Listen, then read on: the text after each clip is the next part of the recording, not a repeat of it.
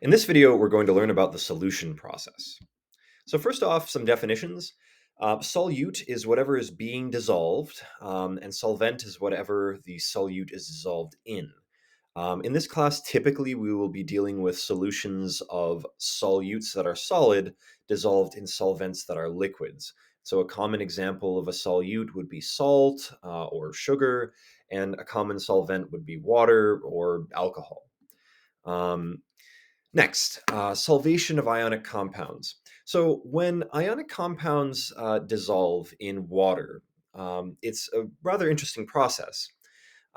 So water is a polar molecule, and the fact that it is polar, having a partial negative end, the oxygen end, and a partially positive end, where the hydrogens are, that makes it capable of dissolving ionic compounds, which are more than just polar, they're full on ions, right? They're full on positive and negative ions. So, how does water dissolve salt? Well, let's take this water molecule. It approaches the salt crystal, and if it's the oxygen that approaches first, then that partially negative oxygen is going to be attracted to the positive sodium ion. And so it will start to pull out the sodium ion. And as that sodium ion pulls away from the rest of the crystal, more water molecules will be able to surround it. And we ultimately get to this hydrated sodium ion that we see here, where the positive sodium cation is completely surrounded by partial negative oxygen atoms in water. Um, for similar reasons, the chloride ions will get encapsulated by water molecules wherein the partially positive hydrogen atoms are attracted to the chloride anion. And this is how we get from a macroscopic salt crystal to nanoscale hydrated ions that you can't see with your bare eye or even a microscope. Next, I'd like to address enthalpy of solution, which is essentially the heat change caused by dissolving a solid in a liquid. So, you are probably already familiar with enthalpy of solution, whether or not you know it. For example, instant cold packs. If they are single-use instant cold packs where you need to squeeze together or break something, essentially what you're doing is you're breaking a barrier between a salt, which is typically ammonium chloride or ammonium nitrate, and liquid water. And once that barrier is broken, the solute, the solid, the salt, can dissolve in the solvent, the water, and that overall has a cooling effect, and it's an endothermic process. You could also make a one-time use warmer, but using something other than ammonium chloride or ammonium nitrate, using a solute that, when it dissolves, has an exothermic process. If you've seen single-use heating packs, they will operate that way. Multi-use hand warmers, they are they involve enthalpy of solution. The process is a little bit more complicated, and that's something for another time. Um, so let's see how it is that dissolving a solid in a liquid can have a heat change at all. Well, we can break this process into this large process into three smaller processes. So let's say we have some solvent molecules that are stuck together in the liquid phase, and they are attracted to each other. And the fact that they stick together, they have those attractions, means that if you pull them apart, that is going to be an endothermic process. And what we're seeing here is solvent molecules start stuck together and they separate from one another. And that requires pulling them apart, that requires investing energy. That is an endothermic process. Um, of course, in an actual solution formation, you're not going to have all the solvent molecules separate into the gas phase.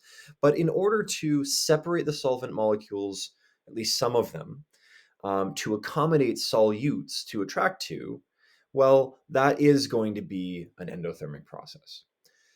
Similarly, what we see here with step 2 is that there are solute, probably ions, and those solute ions, they're stuck together, they're attracted to one another, but separating them, and this does require separating all of them for them all to dissolve in solvent.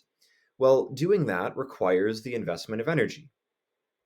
It too is an endothermic process.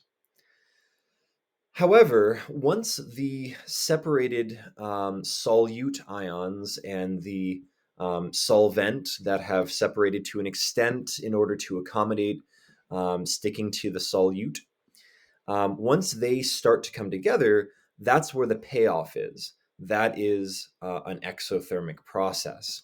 Now, if that third step, step 3, is of greater magnitude than the sum of steps 1 and 2, well, then you have a net exothermic reaction. But if you have step 3 of lesser value than the sum of steps 1 and 2, then you have an endothermic process. An endothermic process like what we see with the instant cold pack, in that overall there is a net investment of energy, and it requires energy coming in from the outside to cool off, or to invest energy into the cold pack, thus cooling the surroundings. Of course, again, if the process is overall exothermic, then that just means that um, heat has been released. There is chemical potential energy that is going out into the surroundings. A good simple rule of thumb is the following: anything that involves breaking bonds is an endothermic process because you have to pull things apart that are attracted to one another. In any process in which you are forming bonds, you are taking things that are attracted to one another and you're allowing them to stick together, that is going to be an exothermic process. It's a downhill process, if you will. So finally, I do want to address 3 factors that will affect the rate of things dissolving. One is temperature. And if you've ever had an iced coffee versus a hot coffee, you know fully well that sugar does not dissolve very quickly in iced coffee, and that's because it's cold. It does dissolve very fast at higher temperature. Next is surface area of the solute. So if you have, say, a sugar cube, it's going to take longer to dissolve a sugar cube than it will take to dissolve granulated sugar. The more surface area there is on a solid, the more ability the solvent has to pull apart the solvent or solute molecules, and dissolve them. And then finally, everybody who's ever stirred their coffee with a spoon knows that agitation, stirring, has the effect of causing solutes to dissolve faster. Anyway, hope this video has helped. Feel free to leave any questions or comments in the comments section below. Thanks for watching.